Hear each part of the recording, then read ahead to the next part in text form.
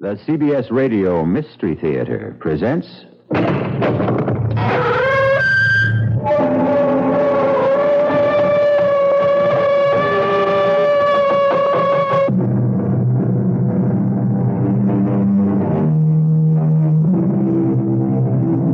Come in. Welcome. I'm E.G. Marshall. Welcome to the world of your own terrifying imagination. Mark Twain once said, "Everyone talks about the weather, but no one does anything about it." The same thing might be said of the state of morality in the world today. Everyone talks about immorality and corruption, but no one seems to do anything about it. Can we do anything about it? This is the story of a group who tried, with results like this. Oh, no. Please. Please. Help! Oh, my feet. They're on fire. They're burning up. Oh, Prometheus. Promos. Help me. Please. Help me. Stop the burning. I believe. Now. I believe.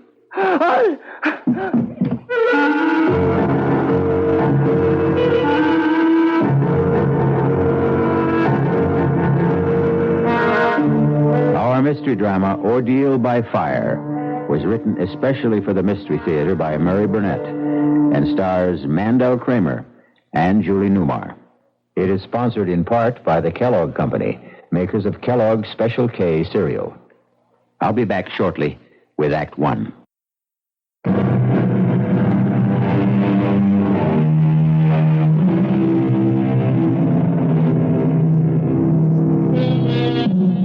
Prometheus' gift of fire to man was a blessing, bringing warmth, cheer, enabling man to cook his food, and also protect him from wild beasts. But along with the benefits came drawbacks. Fire proved to be destructive and sometimes deadly, and man used it often to destroy. Thus was born the warning, "Don't play with fire." However, those who created one warning didn't follow their own advice, and they inevitably learned that they should have. Bob! Bob! Over here! Ava, I wired you not to meet me at the plane. I had to. Bob, I'm so glad you're here. Darling. I've missed you. Me too, darling. I know I shouldn't have sent you that silly cable, but Bob, I am so frightened. It's all right now. It is all right. No, it isn't. I know how important your China trip was to you, but I had to bring you back. I tried to handle this myself, but it's Handle what? not here. Let's have a cup of coffee and I'll try to explain.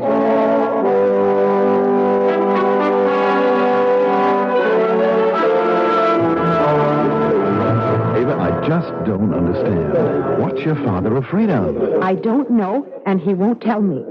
That's why I sent for you, Bob. Maybe he'll talk to you. You know, darling, if you were anyone else except the level-headed, beautiful girl that I'm going to marry, I'd say this whole thing was nonsense. You won't say it after you see Dad. You won't recognize him. Why, you mean he's changed physically? Not so much in appearance, but in his attitude. You know the way Dad was completely self-assured, positive. Yes, and sometimes wrong. Of course, who isn't? But you don't get to be the head of one of the largest corporations in the country by running scared. And, Bob, believe me, Dad's terrified. Can you picture Vern Marcus scared?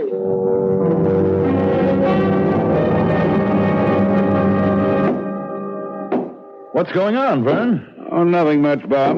Just having my study remodeled. It looks like you're making it into a bank vault. You going to store your money here? What brings you back to the States? I thought you planned to stay in China 2 months. You're the reason I'm here, Vern. You've evidently been allowing Ava to fill your head with a lot of nonsense. Nonsense? Well, I don't know what she told you, She didn't but... tell me that you were turning your study into a fortress or electrifying the fence around the house, but she told me enough to convince me that I was right to come back. What's frightening you, Vern? Now, leave me alone. Just leave me be, that's all. Is that too much? Much too much. Stop thinking about yourself and think of what you're doing to Ava. Ava has nothing to do with this. No? How would you feel if your daughter built herself a fortress and locked herself in? turning from an outgoing, beautiful girl to a frightened, petulant child, asking only to be left alone. Would you try to help? All right, Bob. You win. One promise. You mustn't tell Ava. But she's frantic with worry. I have to tell her something. No. At least let me tell her that you've confided in me. That will help. That's all you'll tell her? You promise? I promise. All right. My telling you isn't going to do any good. I'm caught, that's all. Caught? By what? The Promethean Society. What's that? It's a small, secret society dedicated to doing something about the lack of morality in the world today. All right, but what do you mean you're caught? I have 1 week to give the leader of the society, a man who calls himself Promos, $1 million. For what? Well, ostensibly to spread the message of the society.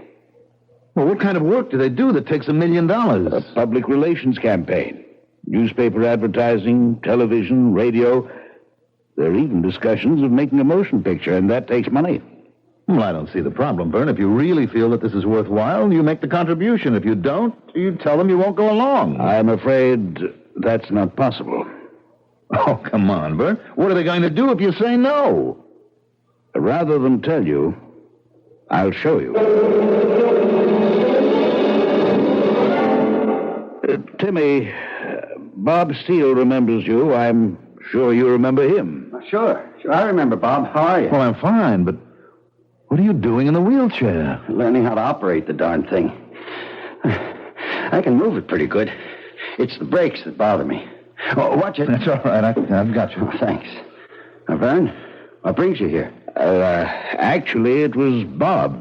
Bob? What can I do for you? Well, Vern seems to be passing the buck. I'm trying to find out what's got him so uptight, and he told me that... What have you done, Vern? What have you told him? Well, nothing yet. You see, Ava cabled me in China because she was so worried, and I came back to try to help. How much have you told him, Vern? Well, about our joining the Promethean Society, and that they've asked me for $1 million in contributions, and they asked you for half that, and you didn't pay. Well, Bob wanted to know what happened to you, so I brought him here to show you. You want to see what happened to me, Bob? Unwrap the blankets around my legs. What?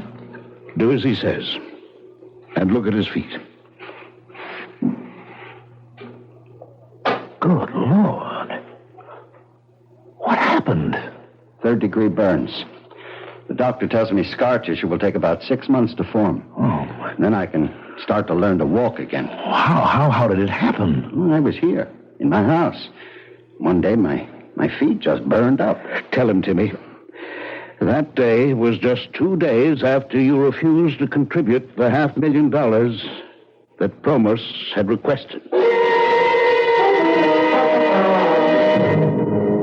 Ava, darling, get off my back. Oh, Bob, what's happening to us? Why are we so ugly to each other? Because something pretty ugly is going on. And you don't think I'm old enough to be let in on it? Look, I've already explained to you that I gave your dad my word. Well, at least tell me how you're going to help him. Will you be satisfied with that? I guess I'll have to be. All right. You remember me telling you about a buddy of mine in Vietnam? I think so. His name was Brian. Brian? Yes, Brian Casey. He went from Marine Sniper Scout to the Chemical Warfare Branch, and now he runs a private detective agency. Now, he should be here in 5 minutes. Wish us luck. I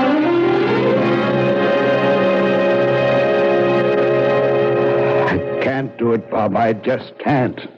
Byrne, think what we're asking. Only to stall. He'll tell me I've had enough time. I've known about this for weeks.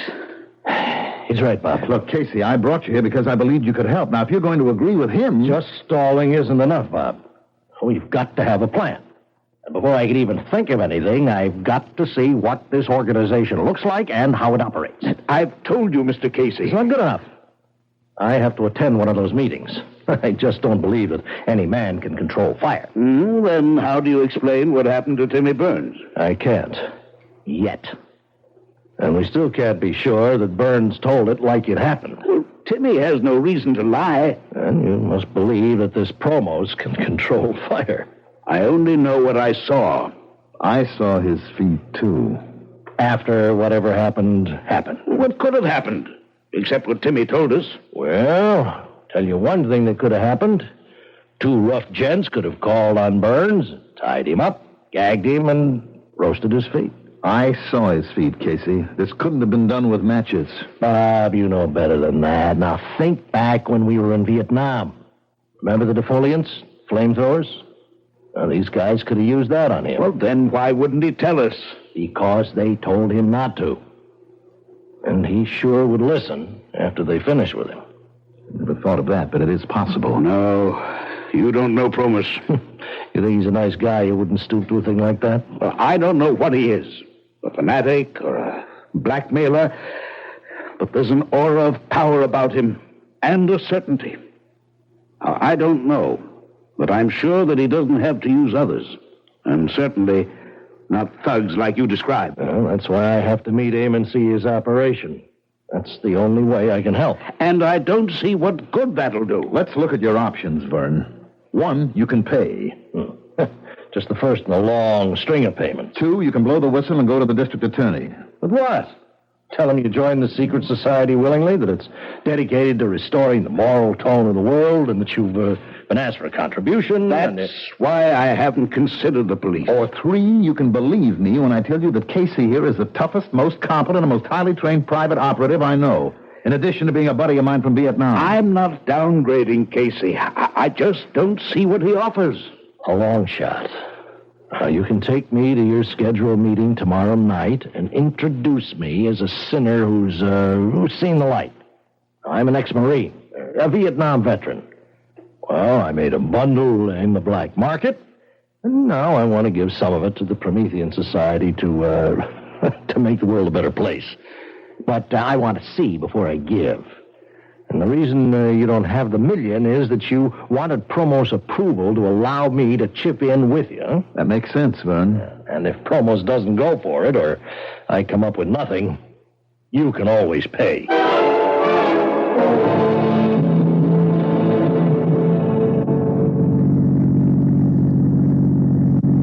How you feeling, Vern? Nervous. Very nervous.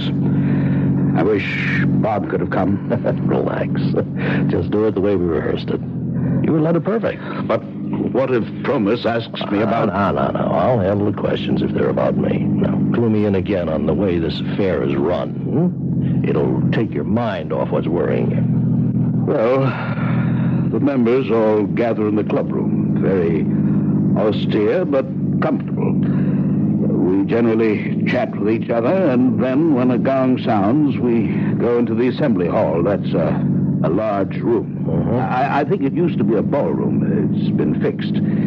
It has a stage at one end with a platform. And that's where Promus stands when he talks. That all? Well, there's the fire, but you know about that. At a certain point in his address, he raises his arms and extends them in the white and gold robe. And suddenly, he's consumed by fire. But it never burns him. Never. You have no idea where the fire comes from? None. We've all talked about it. At first, we thought it was some magician's trick, but we can't be sure. You never had the stage checked out? Well, we talked about it, but we never did. Here we are. You know, you'll have to meet Promos before you can get into the meeting. All you have to do is introduce me. The rest will be up to me.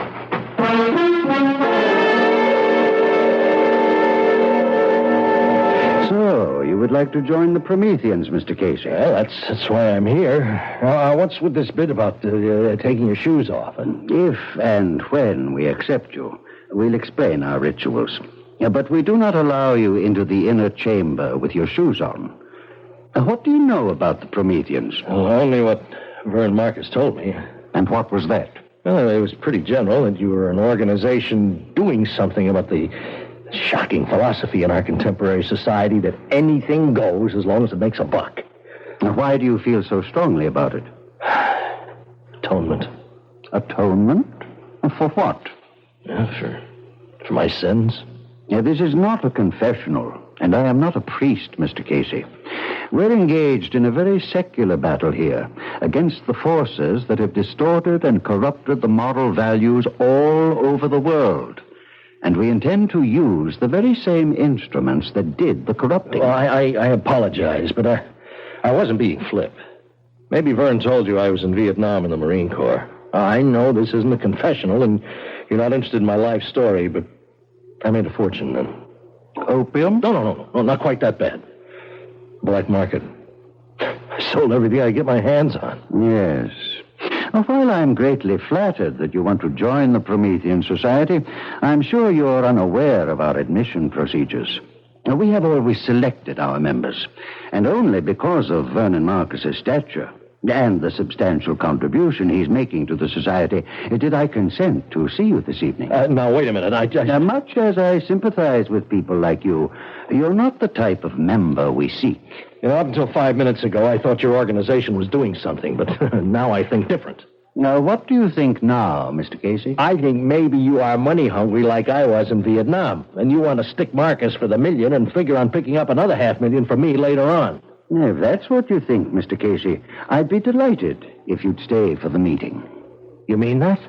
I never say anything I don't mean. The world is made up of believers and non-believers.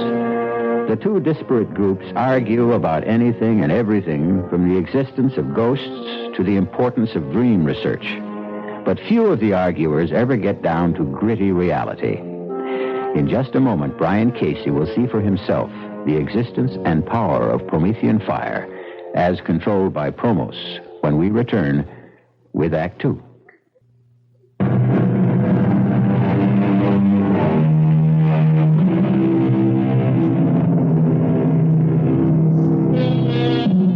Have you ever noticed how much atmosphere plays a part in our lives? For example, it would never occur to anyone to hold a seance in a subway.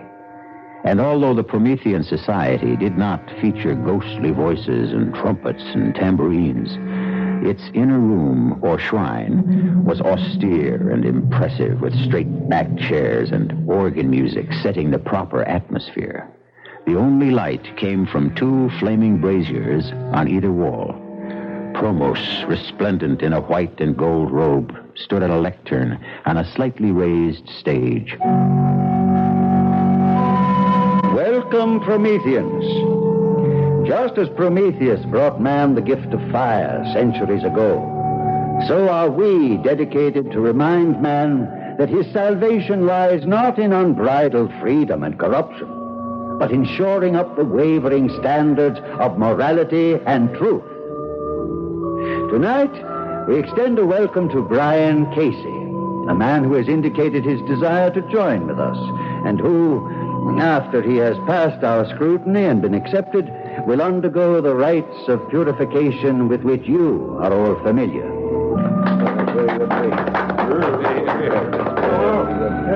You have a question, Mr. Johnson? I do.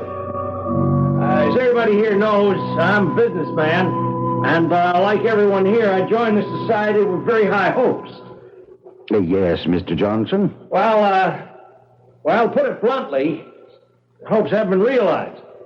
Could you be more specific? Well, we all know it takes money to mount a campaign of the proportions you outlined to us, and we all contributed at the onset. Now, some of us have made further and exceedingly generous contributions, and I still haven't seen anything that in a business sense would justify these outlays. You are asking for an accounting. Well, I'm asking for some sort of indication that something's being done. You ask for a sign, a hopeful sign, which you expect to find on the page of a ledger. No. And you shall have it. Deucalion, bring Mr. Johnson the ledger. No, I didn't mean to imply that... Hand it to him, Deucalion. Look, Promos, I didn't mean to upset you. I only asked, as any businessman would ask, to get some idea of where the money... Take it. Well, now, look, this is ridiculous. Do you want me to look at it now? Yes, take the ledger. And now, Prometheus, O fire-bringer, give our friend a sign. A sign, O fire-bringer, a sign. Oh, the ledger's on fire. Drop it, Johnson, drop it. Fear not, fear not. We are all safe. None of us has transgressed. I now call upon Prometheus for another sign. A sign directly for me. Watch now, Casey. Watch. You see, Casey? The man's a sheet of flame. He should be burned alive. But he'll emerge unharmed when the flames die down. It's a miracle, Casey. It's impressive, but I don't believe in miracles.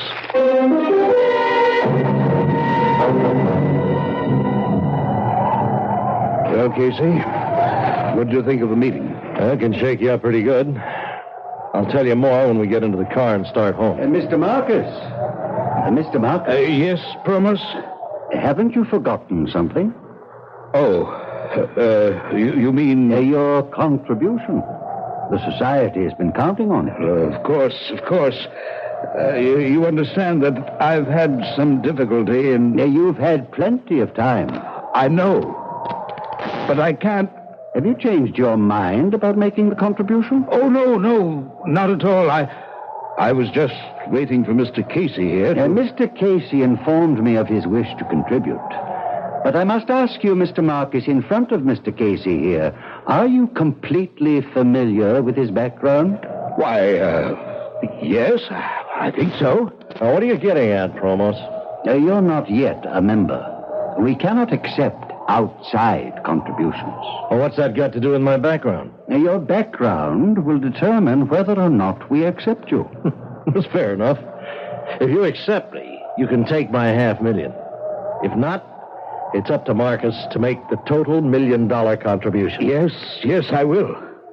When can I expect to hear about my application? I should say within the next 48 hours.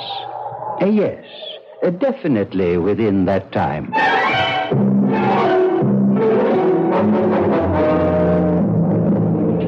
Well, now that we're back home, Casey, what do you think? 40 is a $4 bill. Well, what do we do? Blow the whistle, Bob. Go to the DA. Raid the joint. I guarantee you'll find all sorts of gimmicks that produce the fire Promos uses. You're being blackmailed. You don't want to give the Promethean Society $1 million, do you? No. Yeah, but you're afraid that if you don't... Stop right there. Now, you saw what happened to Timmy Burns.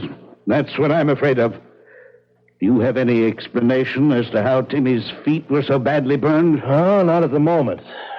I thought I did when we were made to bathe our feet in water at the purification rites, but my theory was wrong. What did you think it was? I thought, Bob, there might be some delayed action chemical in the water which might have caused the burns. But I checked my feet after I got home. Nothing. Just plain water. Well, what's the next move, then? Now, before we talk about any next moves, I need a straight answer to two questions.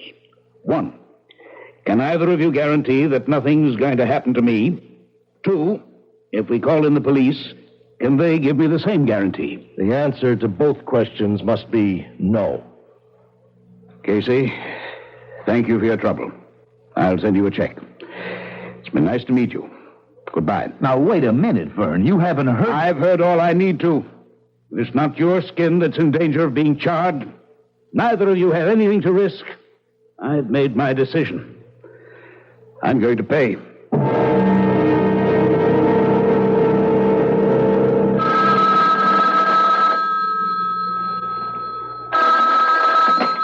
Casey Associates. Ah, Mr. Casey. How fortunate I reached you so promptly. Who is this?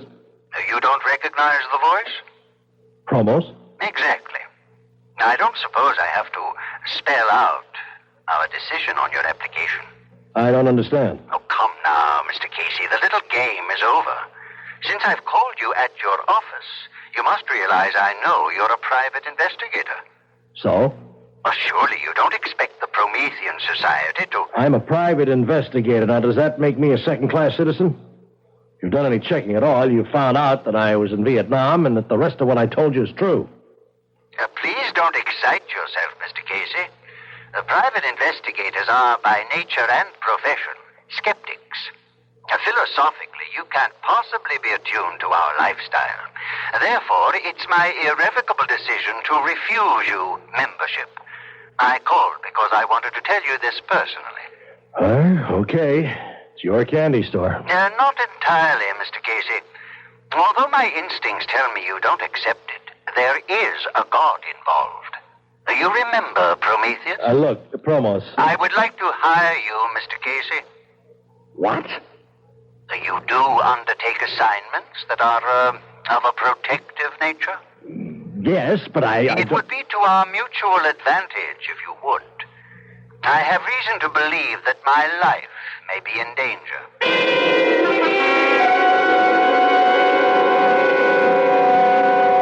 Are you willing to work for me? You'll be wasting your money. It's my money.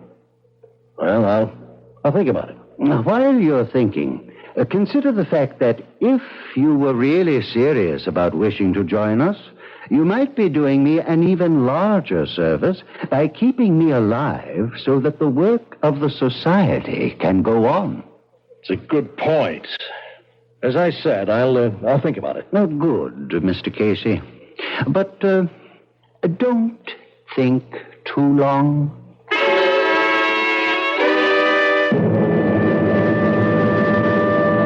I'll tell you, Mr. Marcus, he's getting nervous.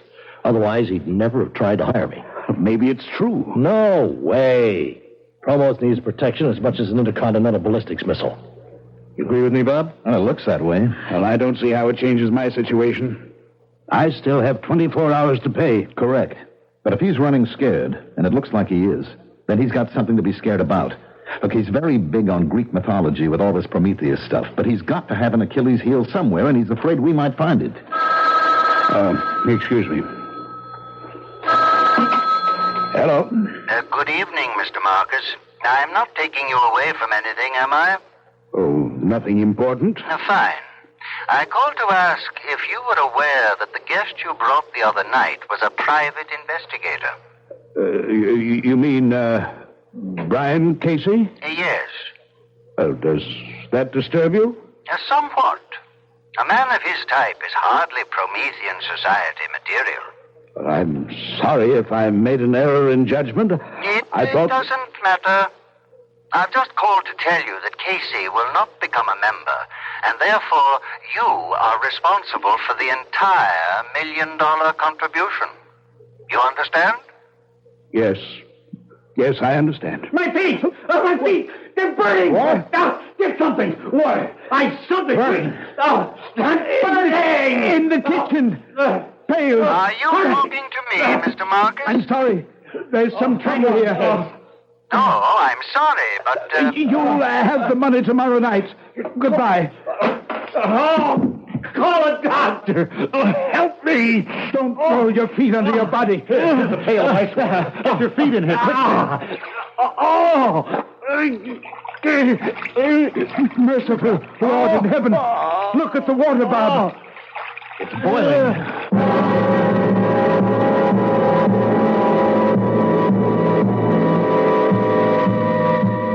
What can turn a pail of ice water into a bubbling cauldron? Promos would say it's Promethean fire. What would you say? What would you do if you were in Vernon Marcus' shoes? We'll be back shortly with Act 3. This is WBBM Chicago. 34 degrees officially, 35 at the Lupin Lakefront.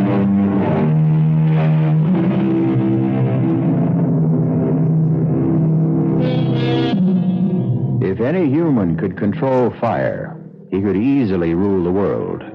Unless this power was granted to him by Prometheus and could only be used when Prometheus gave his permission and blessing.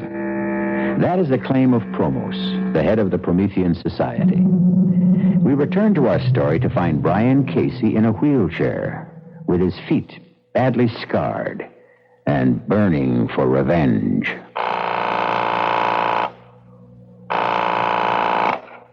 Hello? Bob? Casey, where are you? I'm at my office. But your feet... I'm in a wheelchair. Now, they tell me I'll be back walking in less than 3 months. You've got to do me a favor. Of course. When's the next meeting of the Promethean Society? Now, look, Casey, I don't want to interfere, but don't you think you ought to lay off now? Tell me. Then I'll ask you the favor. The next meeting is this Friday night. Did Marcus pay the $1 million? He's handing it over tonight. Where? Well, I don't know, but... Listen, closely.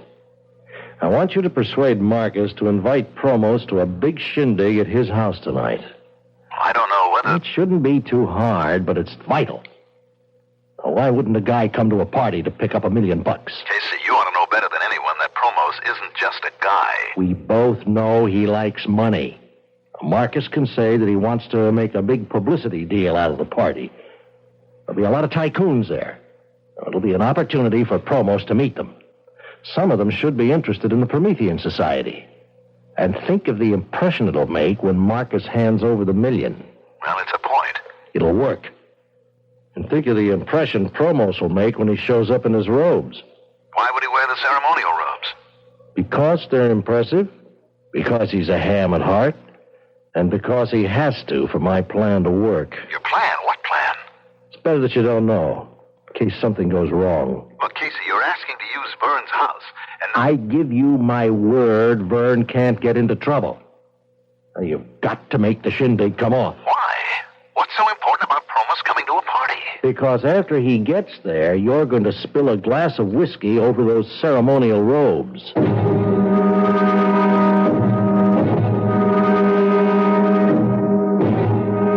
reached 518-8028. If that's the number you want, you'll know I never talk on the phone. You got 40 seconds to state your name and business after you hear the beep. This is Casey. I need you for 2 jobs at the same place. Now, we never play games, Whitey. This one's rough. It can go all the way. But it's important to me. Now, I'd have come personally to talk to you, but I'm in a wheelchair. I need you, Whitey. Well, I hope you have good news for me, Bob. I did what you wanted. Promos is coming? Yes. It was easier than I thought. How'd you bring him around? I told him we owed you a favor. If this works, you'll be doing yourself a favor. Look, you were kidding about me spilling a drink over Promos, weren't you? I've never been more serious in my life. If you don't do that, there's no point to the party. Oh, what in the world is... Be clumsy, a little bump, and there goes the drink all over his robes. Now, you're terribly apologetic. Insist on having them clean for him. You can improvise the routine. Yeah, I guess. You still want me flying blind, huh? Until Thursday.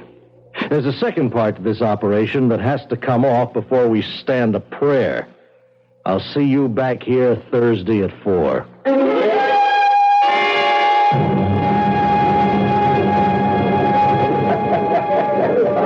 Bob? There's something very strange about this party. Nonsense, darling. I'm having a ball. Who is this Promos?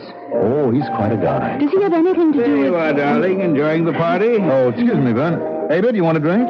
No, thank you. And you don't need another either. Honey, we're not married yet. Dad, Yes? I want to talk to you about this party. Later, dear, after it's over. Where did you meet this man, Promos? Now, please, this isn't the time to... Well, he's the one who's been giving you the trouble, isn't he? I've told you, Avi, this is the wrong time for me to explain. You'll tell me later?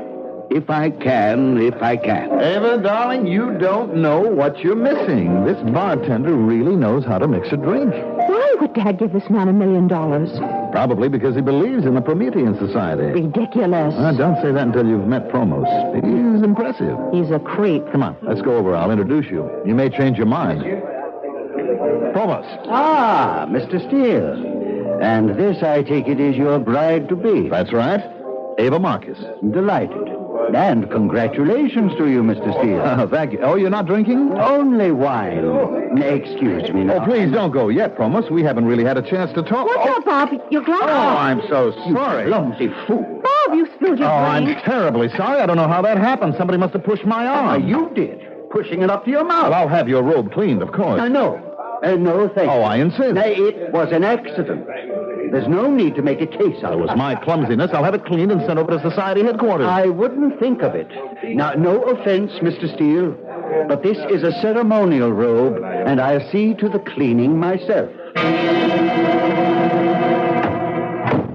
Right on time, Bob. Come on, sit down. How are you feeling? Coming along. You managed to spill the drink over the robe? Yes. How did he react? Well, he blew up, naturally. I offered to have the robe cleaned. And he wouldn't allow it, huh? How did you know? Because he's not about to let that robe out of his hands. You think he's gimmicked the robe? I think I figured the answer to a lot of his tricks. You remember the ledger that burned up in Johnson's hands? Sure. Provost has definitely had experience with chemicals and combustibles. He's come up with some special ways to use them. Now, that ledger was treated with an unusual substance that would ignite when touched with the heat of a human hand. Yes, but the guy who brought it to him, Deucalion or something. He was wearing gloves. Are you sure? Well, I'm sure about the gloves. The rest is an educated guess. I learned a lot about chemicals in Vietnam. Well, how does the robe come into it? I just finished looking over Promo's ceremonial robe. How'd you get it? Remember Whitey Phillips? Where did you find Whitey? He's got a locksmith business. I can't believe it. Forgive me for laughing, but that slick crook, a locksmith, is just too much. Well, it's a perfect business for Whitey. Now, he was here 10 minutes ago. He brought me Promo's ceremonial robe. You've got to be kidding. Whitey stole it? No, not the robe you stained. I told him to lift the clean one. Wait a minute. How did you know there was another one? Well, there'd have to be two robes in case one went out of commission. Uh-huh.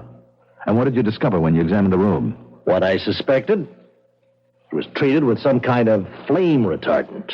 Well, would that protect his face? I mean, Vern told me he doesn't wear a mask or anything like that. I know. I've wondered about that, too. Now, those flames leap all over. Now, if he had something that blew strong enough to keep the flames from his face... Well, that's pretty risky, isn't it? He's playing for big stakes. Casey, you're obviously convinced that the man is a phony. Don't tell me he's got you believing that Prometheus stuff, too. I can't figure him.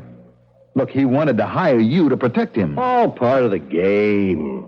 He had to get me out to his place so he could fix my shoes. What?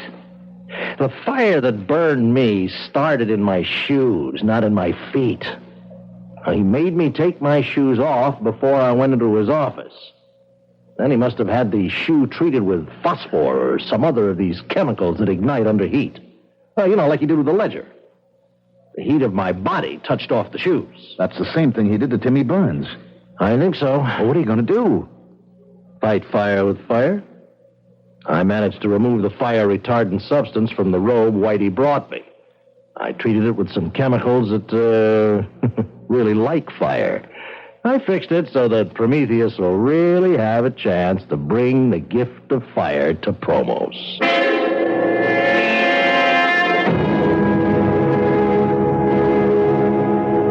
Whitey made it. Are you sure? Why shouldn't I be? Byrne just heard that tonight's meeting has been called off. Any reason given? No. Another date set? Indefinitely postponed. Now, do you think maybe Promos suspects something? No, we've got to trust Whitey. Why would Promos call off the meeting? Well, maybe he's packing in the entire operation. With Marcus Million, he may figure he's had it. Now, that leaves us up the creek. Only one option. We have got to get that meeting rescheduled.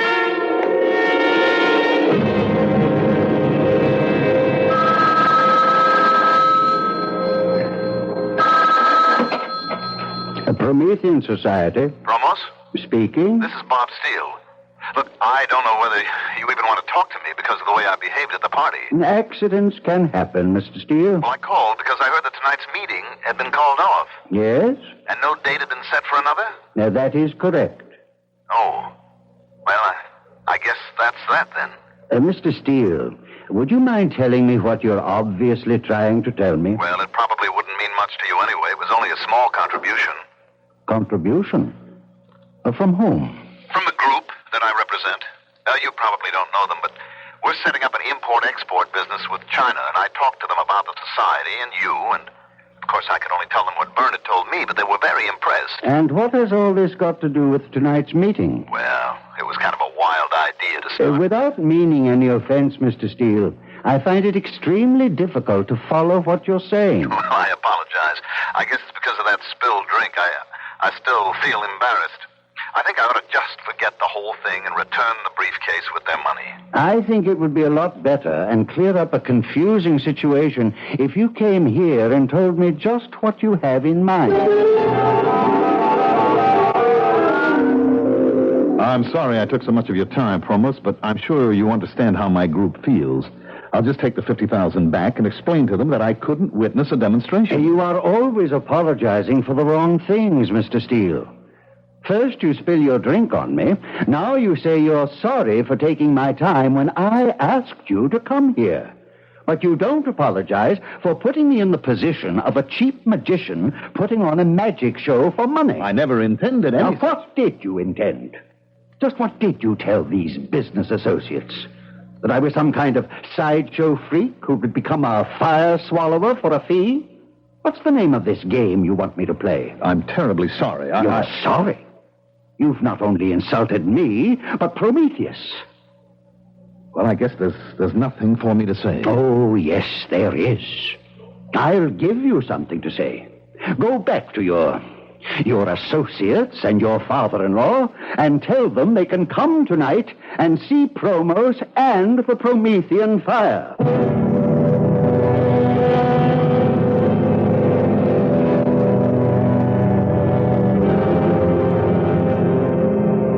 I don't like it. What's going to happen? At this point, I don't know. Well, what did Casey say when you told him how Pumas reacted? Good evening. I will extend no welcome to those of you who have come tonight, not because you believe in a cause, but out of curiosity. I don't like this, Bob. Tonight, will you have the courage to face Prometheus, as I do? Oh, Prometheus, bring me your gift, your gracious gift of the purifying fire. Behold the fire, the consuming flames that Prometheus... Take it off! Take it off!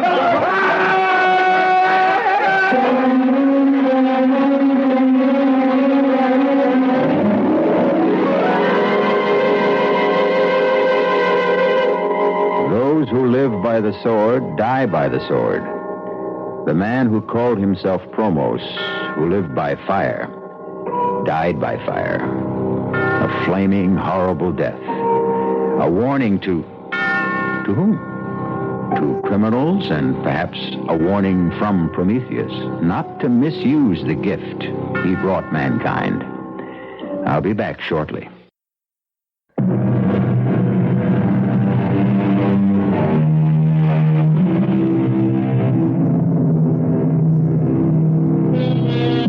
If you're chilly, how about pulling up closer to our roaring fire? On second thought, after tonight's tale, that might make you a trifle uncomfortable. I'm sure that, like most people, you would like to do something about making people more conscious of the values to be found in human decency and honesty. May I offer one word of advice? If someone asks you to join a society for this purpose, think twice. Our cast included Julie Newmar, Mandel Kramer, Earl Hammond, Guy Sorrell, and Sidney Walker. The entire production was under the direction of Hyman Brown. Now, a preview of our next tale. I'm just an old man. A very old man. Why, I took it for granted the way you spoke. My son-in-law is a doctor, Manfred Gottlieb. I live with him and my daughter Bertha. Oh, then you know something. You've learned things from him. No, I know nothing. Only what I see, what I feel. Did I harm her? No, I even think she's a little better. Her eyes, they look brighter. Not so full of pain. You did nothing but touch her. Stroke her a little and talk to her. Let me look at your hands. Now they're just hands. What should they be? Well, your hands are warm. On a night like this. More than warm. Hot. Very hot, as though they were burning from inside. Radio Mystery Theater was sponsored in part by Anheuser-Busch Incorporated, brewers of Budweiser. This is E.G. Marshall inviting you to return to our Mystery Theater for another adventure in the macabre. Until next time, pleasant dreams.